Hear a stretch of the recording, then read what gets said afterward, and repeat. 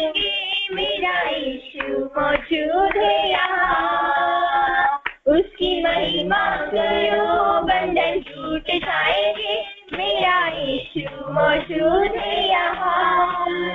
जितने बीमार हैं चंगे हो जाएंगे, मेरा यीशु मौजूद है यहाँ। जितने बीमार हैं चंगे हो जाएंगे, मेरा यीशु मौजूद है यहाँ।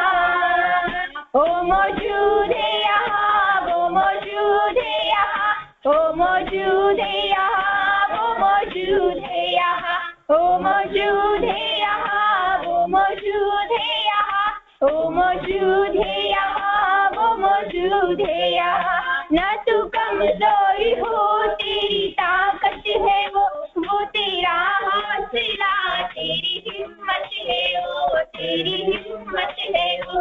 न तू कमजोर हो, तेरी ताकत है वो तेरा हौसला, तेरी हिम्मत है वो, तेरी हिम्मत है वो। जितने कमजोर है नया बल पाएंगे, मेरा यीशु मौजूद है यहाँ। जितने कमजोर है नया बल पाएंगे, मेरा यीशु मौजूद है यहाँ।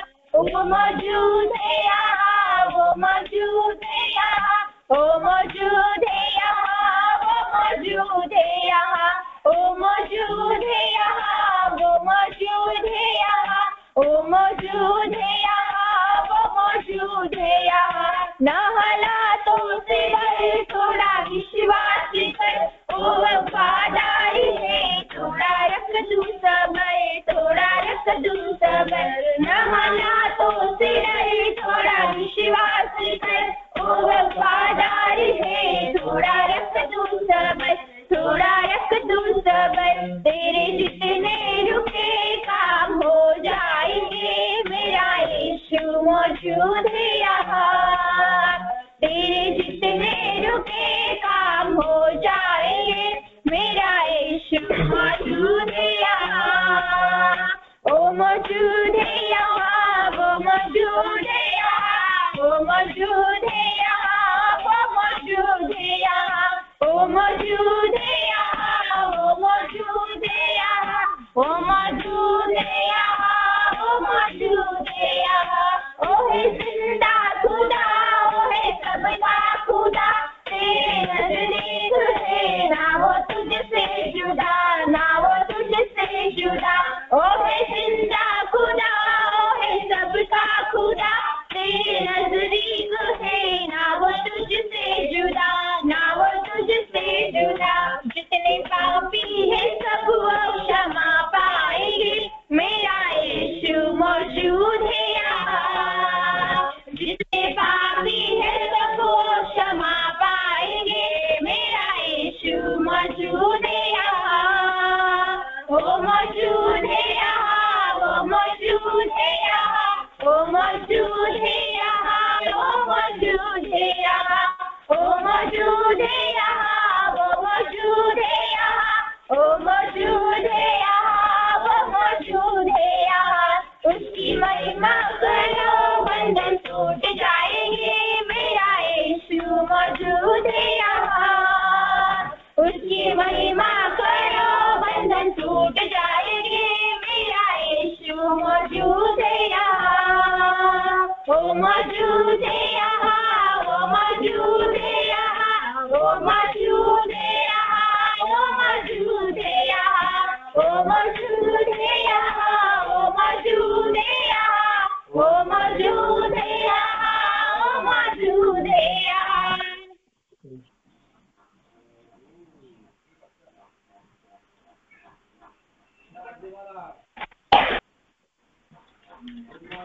हाथों से छूता है,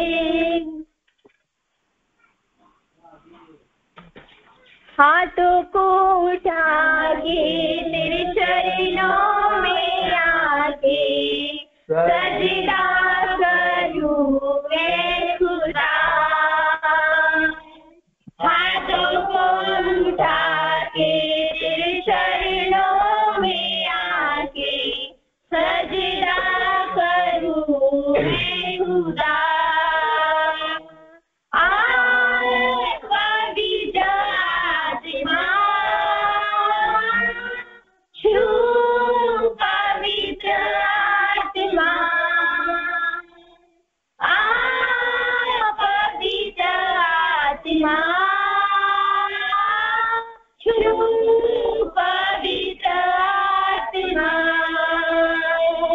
अपनी सामर्थ्य से भर दे। अभिषेक मुझे कर दे, अपनी सामर्थ्य से भर दे। अभिषेक हमें कर दे। पवित्र आत्मा छू, पवित्र आत्मा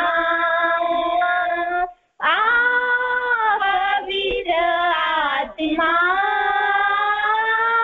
छू, पवित्र आत्मा तेरे सन्मुख आते हैं, अपने सर झुकाते हैं। तेरे सन्मुख आते हैं, अपने सर झुकाते हैं। पवित्र आत्मा छू, पवित्र आत्मा पवित्र आत्मा छू, पवित्र आत्मा। धन्यवाद, प्रेज द लॉर्ड। बढ़िया गीत गाया आपने। अभी हम वचन की ओर जाएंगे। हमारी साथ डॉक्टर फिल्मोन चेरियन है। आपका हम हिंदी ओलकोमा प्रेयर लाइन ग्रुप में स्वागत करते हैं। आप वचन से बात करें। Praise the Lord. परमेश्वर की नाम की स्तुति हो। परमेश्वर ने दिया हुआ ये महान मौका के लिए मैं परमेश्वर को धन्यवाद देना चाहता हूँ। हर एक चीज परमेश्वर सही ढंग से सही समय पे हमारे जिंदगी में कर रहा है, इसलिए मैं परमेश्वर को धन्यवाद देना चाहूंगा। हम सभी को हालेलुया, हमको परमेश्वर को धन्यवाद देते रहना चाहिए कि परमेश्वर ने इतने ठीक तरह से हमें संभाला। गए दिनों में ये प्रेयर लाइन जो चलाने वाले जिसने स्टार्ट किया जैक चेरियन और उनकी वाइफ और उनके दोनों बच्चे और बिजी चाची की जो मम्मी है, ये सब लोग इधर आके जो यहाँ का जो काम है हमारे बीच में, जो महाराष्ट्र स्टेट में जो काम हो रहा है, अहमदनगर डिस्ट्रिक्ट में जो काम हो रहा है, पहले उसके बारे में देख के परमेश्वर का जो महानता यहाँ पे किस तरह से परमेश्वर अपनी महानता को फैला रहा है उस बारे में देख के उन लोग गए हैं। हालेलुया, हम सभी को परमेश्वर बहुत अच्छी तरह से संभाल रहा है, इसलिए मैं परमेश्वर को धन्यवाद देना चाहूंगा। विशेष करके आज के दिन में मैं एक चीज जो हम सभी के लिए बहुत एप्ट है आज के जमाने में, वो चीज मैं आप लोग को कहना चाहूंगा, और वो है कि हमारे जिंदगी में डिसिप्लिन होना बहुत जरूरी है। मैंने गए दिनों में इसी प्रेयर लाइन में आप सभी को वचन के द्वारा ये बात बताया था कि केवल डिसिप्लिन चर्च में ही नहीं, क्रिश्चियनिटी में या स्पिरिचुअल लेवल में ही नहीं, बल्कि फिजिकल और मेंटल लेवल में भी डिसिप्लिन होना बहुत जरूरी है। और इसके बारे में बाइबल बहुत अच्छी तरह से कहता है कि आलस लोगों को परमेश्वर प्यार नहीं करता। जो आलसी है, वो चाहे विश्वासी हो या पास्टर हो, हालेलुया, या भविष्यवक्ता हो या कोई भी हो, कोई भी इंसान होने दो, आलसी इंसान को, क्योंकि परमेश्वर ने आदम और हव्वा को जब एदन गार्डन से निकाल रहा था, वो एक चीज कहा था कि वो श्रम करके जो श्रम मिलेगा उसी का खाना तू खाएगा। हालेलुया। तो ये बात हमें कभी भूलना नहीं चाहिए कि हमें श्रम करना है, तब जाकर हमें उसका फल मिलेगा। जस्ट बिकॉज हम परमेश्वर के बच्चे हैं और परमेश्वर आपको आश्वासन देगा, सुख देगा, दुर्घटना के बीच में और संकट के बीच में भी सुकून की नींद देगा, ये सब जब बाइबल में लिखा गया है, तो इसका गलत इंटरप्रिटेशन लेकर हालेलुया परमेश्वर का नाम के खराब नहीं करना है।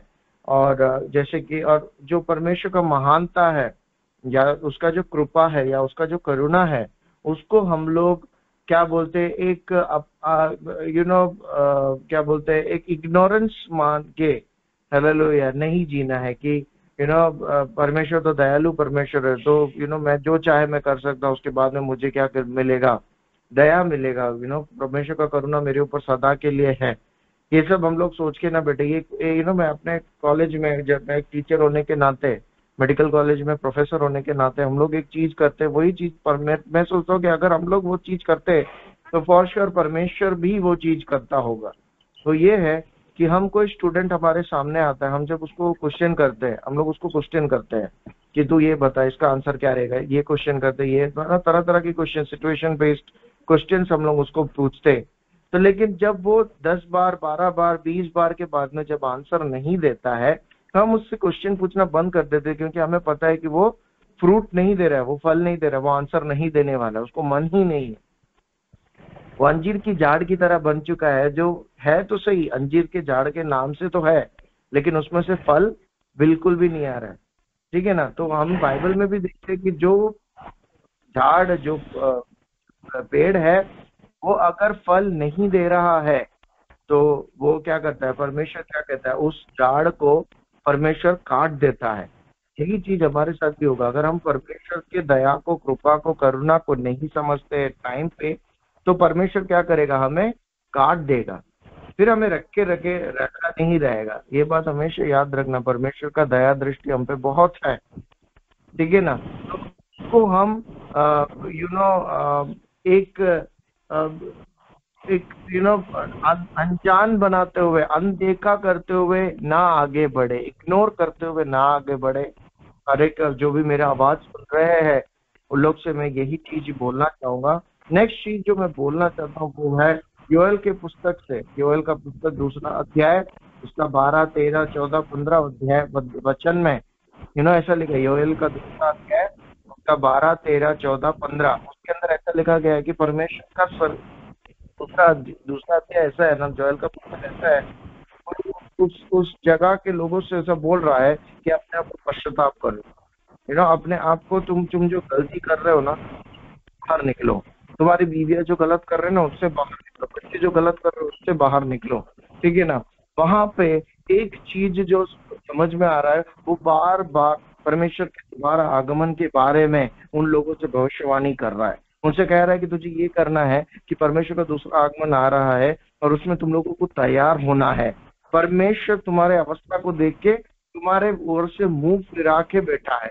उस परमेश्वर को पश्चाताप करके अगर तुम्हारी तरफ देखना है तो क्या कहता है, 12, 13, 14, 15 जोएल ऐसा बोलता है कि तुम्हें, जोएल में ऐसा लिखा गया है कि तुम्हें क्या करना है, तुम्हें अपने कपड़ों को फाड़ कर, ठीक है ना, और अपने हृदय मन को फाड़ कर परमेश्वर के सामने रखना है। ये मन को फाड़ना है, मन को, टूटा हुआ अवस्था को परमेश्वर के सामने रखने का क्या बात है। क्योंकि इसका इम्पोर्टेंस समझना है कि हमारा जो मन है वो खाली है, खाली बॉटल की तरह है, खाली वैसे पात्र की तरह है, लोटे की तरह है, जिसमें हम चाहिए तो पानी भर सकते हैं, या फिर जूस भर सकते हैं, या फिर पेप्सी भर सकते हैं, या फिर अन्य कई तरह के वस्तुएं उसके अंदर डाल सकते हैं। ठीक है। उसी तरह से हमारा मन जो है एक खाली पात्र की तरह है, जो जिसमें कभी परमेश्वर को वास करा सकते हैं, पवित्र आत्मा को वास करा सकते हैं, और पिता पुत्र पवित्र आत्मा को रख सकते हैं, बाइबल के वचनों को रख सकते हैं, या फिर शैतानी कार्यों को हम अपने दिलों में बिठा सकते हैं। ठीक है ना। तो ये खाली होने के वजह से इसके अंदर से आराम से घुसने को होता है। इसके लिए परमेश्वर इस मन को कहता है, ये मन जो है वो मेरा मंदिर है, वहां पे मैं वास करता हूँ।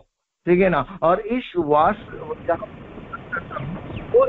को, वो मन को मेरे सामने तुम लोग रखो, उपवास और प्रार्थना में पश्चाताप करते हुए, संगति रखते हुए, किसी और को दिखाने के लिए नहीं।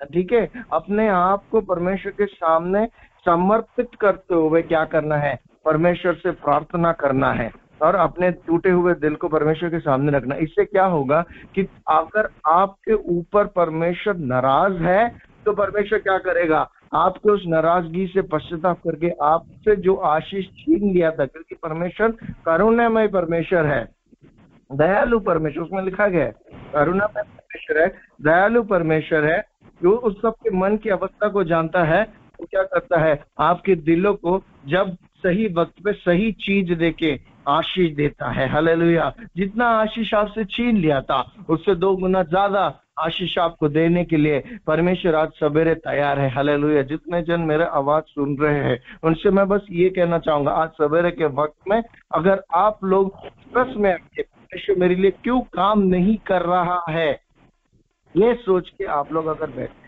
तो मैं अपने गए संडे अपने से भी बोल रहा था, हम लोग कई बार परमेश्वर से ये सवाल करते हैं। क्या सवाल करते हैं? परमेश्वर ये मेरे साथ क्यों हो रहा है, मेरे साथ क्यों हो रहा है, ऐसा मेरे साथ क्यों हो रहा है ना। लेकिन मैं आपसे यही कहना चाहता हूँ, हम में से हर एक जन जब हम गलत अवस्था में गिर जाते हैं या परीक्षा में जब पढ़ते हैं, हम में से हर एक जन को पता होता है कि मैंने क्या गलती की और किस वजह से हम उस परीक्षा में आके गिरे हैं। ऐसा कोई भी नहीं है जिसको पता नहीं होता है कि मैंने क्या गलती किया, ठीक है ना। क्योंकि मैं कहना चाहता हूँ, पौलुस जो है बाइबल में लिखता है कि मैं तुम में से सबसे बड़ा पापी हूँ, क्योंकि मैं जो बाइबल उठा के चलता था उन लोगों को मैं क्या करता था, डरा के धमका के मैं उन लोग को पीछे हटा के रखता था, उनको पीछे हटा दिया तो जेल में डाल देता था, ठीक है। और के बारे में हम लोग पढ़ते हैं, उसको भी पता था कि मैं परमेश्वर को, प्रभु यीशु मसीह को धोखा देने वाला हूँ। देखो, सभी जन जो गलत काम कर रहे हैं उन सभी को अपना गलती पता है। हम में से हर एक जन आज के जमाने में भी हम जब ऐसे प्रॉब्लम्स में गिर जाते हैं, हम में से हर एक जन को पता है हमारी गलती क्या है, हमने क्या गलत किया है और किस वजह से। हम ये परमेश्वर को क्वेश्चन करने से अच्छा है कि हम बोले पश्चाताप करें, अपना मन को परमेश्वर के सामने रख दो कि परमेश्वर मैंने ये गलती की। जैसे याकूब कह रहा है ना कि परमेश्वर मैंने अपने बड़े भाई से गलती की, उसका जो आशीष था मैंने क्या हड़प लिया है, छीन लिया है। उस प्रकार से हम भी परमेश्वर के सामने हमने जो गलती की वो परमेश्वर से कहो। किसी चर्च में जाके पास्टर से बोलने से या किसी कलीग को बताने से या किसी को बताने की जरूरत नहीं है। परमेश्वर क्या करे, तुम लोग उपवास प्रार्थना में बैठ जाओ, मेरे सामने आके पश्चाताप करो, मैं तुम्हारे गलतियों को माफ कर दूंगा। तो हमें सिर्फ यही करना है। चर्च में जाके साक्ष्य बोलने के लिए नहीं बोल रहा है, चर्च में जाके विटनेस बोलने नहीं बोल रहा है, चर्च में जाके सबके सामने मैंने ये गलती किया करके नहीं करना है। क्योंकि दुनिया कैसा है, दुनिया के लोग अपने को क्या करेंगे, जज करेंगे, ये तक किया को नहीं करना है, ठीक है ना। परमेश्वर के सामने रख दो और परमेश्वर के सामने मैंने ये गलती की, परमेश्वर उसमें से मुझे माफ कर, उसमें से मुझे बाहर निकाल करके परमेश्वर से जब आप कहोगे ना, परमेश्वर उसमें से जरूर आपको छुटकारा देगा। हालेलुया। आज सवेरे इतना वचन बोल के मैं बैठना चाहता हूँ। मैं अभी यहाँ से मेरे को यात्रा करके कहीं और जाना है, उस पर प्रार्थना करना आप लोग सब लोग कि मेरे यात्रा में मेरे साथ में रहने के लिए, मेरे फैमिली के लिए और मेरे बच्चों के लिए प्रार्थना करना। ये सब आपके सामने इसलिए रख रहा हूँ, बहुत सारी चीजें इन दिनों में हमारे घरों में होना है और आप सभी के लिए और इस प्रेयर लाइन के लिए दिया हुआ समय के लिए मैं हर एक जन को धन्यवाद देना चाहूंगा। परमेश्वर आप सभी को इस वचनों के द्वारा आशीष दे। Thank you, God bless you all.